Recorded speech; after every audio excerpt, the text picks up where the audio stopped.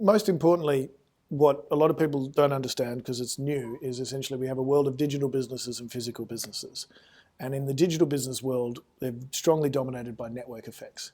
And network effects is quite simply the situation where people congregate together and they feed essentially on themselves. And so a good example is obviously Google search.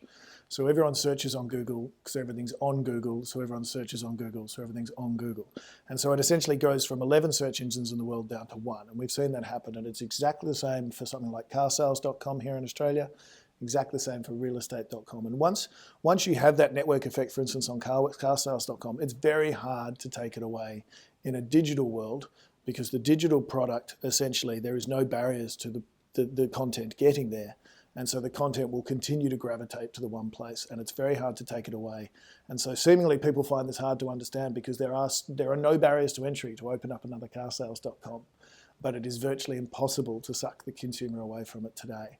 And that's how network effects work, and they work really well in digital businesses. REA is a classified listed site for Australia, so it's uniquely dominates Australian real estate listings, and we see similar businesses all over the world. The Rightmove in the UK, Solosia in France, Scout24 in Germany, Schibsted in Scandinavia. They're all doing the same thing, and they can dominate their home market because we don't generally look for houses outside of Australia. We generally look for them in Australia.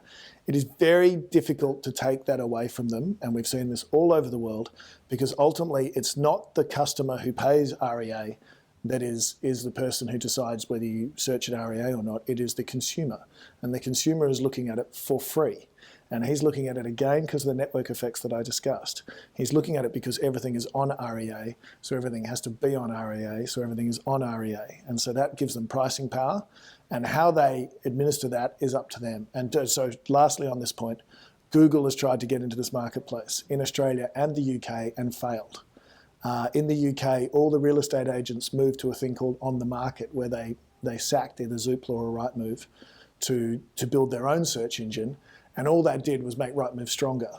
So we've seen thousands of examples of people trying to do this all over the world, and we're yet to find one example where it's actually worked.